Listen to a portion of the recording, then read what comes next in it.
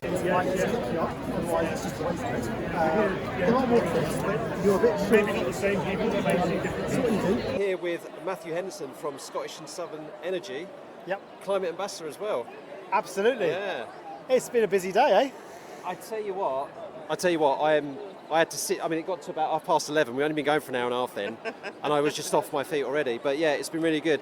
Yeah, so Matthew, talk to us a bit about what you're doing on behalf of SSE in terms of, I think you're kind of, we put you on the decarbonisation stall, but you're kind of straddling between that and climate education, aren't you? Yeah, absolutely. So we're SSE locally. We operate wind farms, and obviously as part of that, we obviously do decarbonisation of the grid. But obviously as part of that, we do a lot around green careers as well. And actually, it's about just engaging with people and sort of saying, how does this all happen? How do you get involved? And for me, like you, a UEA graduate, it's nice to see the journey and sort of say, okay, I was here, sort of 2009, thinking, they're building wind farms, that's cool. Can I get involved? And the answer is yes. So hopefully this gives people an idea about how you start to get on that journey if you're interested and go from there. You're aging me. You're aging me. I graduated 2004. Okay, all right, not too. 5 years after. So what did you study? I started as a scientist. So I did natural sciences. So I did maths, physics, and environmental sciences.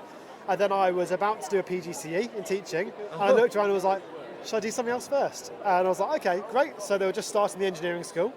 So I went and had a chat with a bloke called Lawrence, and he sort of said, and I said, do I want to get into more debt? And he sort of said, I can find you a job. And I was like, go on then. And he sort of said, here's a 12-week placement to wind energy. So I did that, and I finished that, and they said, we'd like to go and do your masters, come back and work for us.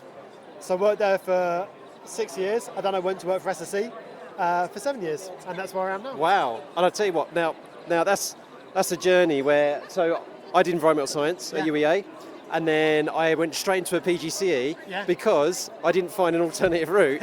And then the rest is history. I mean, regular listeners to the podcast know the rest of my history. I'm not going to repeat it. But yeah, we're now so. But it's. I just want you kind of coming back now to the actual exhibit itself.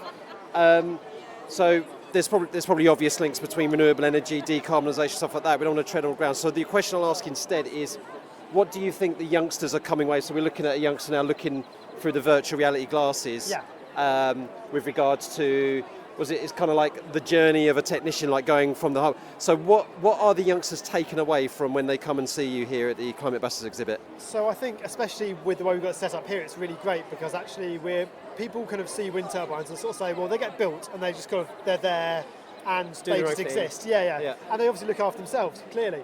But actually it's great because we can tell the story of saying, well, actually, we go out there, we look after them, and actually we have to look after the environment around them as well. So we can link in with obviously what Thurn Group are doing around the biodiversity sort of side of things.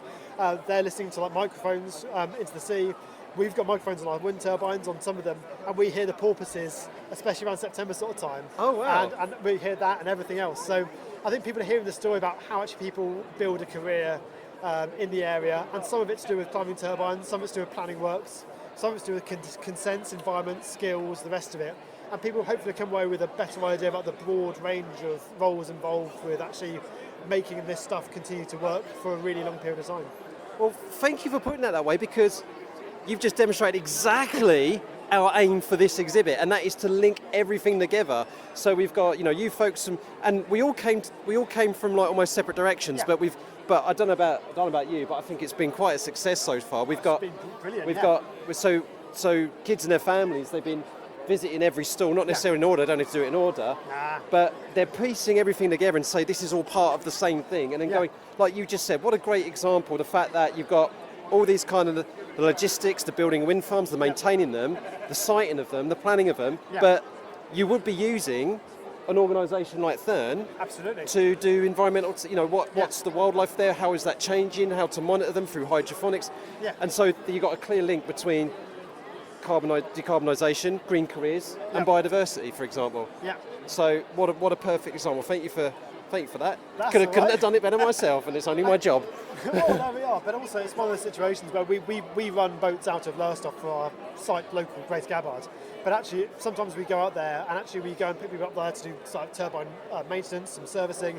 But actually, we also do the monitoring consents at the same sort of time. And actually, people will sort of say, by the way, do you know there's a lot of porpoise activity? You go into the substation, they're only going to say there's loads of fish down here today, and actually that feedback goes through, and obviously we've got people like CFAS and Lowestoft, really massive sort of organisation to do with like some of that sort of monitoring work as well, and it all feeds in together, and actually it's a real local community, and you see all that come together. Brilliant. Matthew, thank you for talking to me, and most importantly, thank you for you and your team for giving up their time as well. Well, we're loving it, so thank you for organising the great thing, Kit Marie. It's been brilliant. Thank you.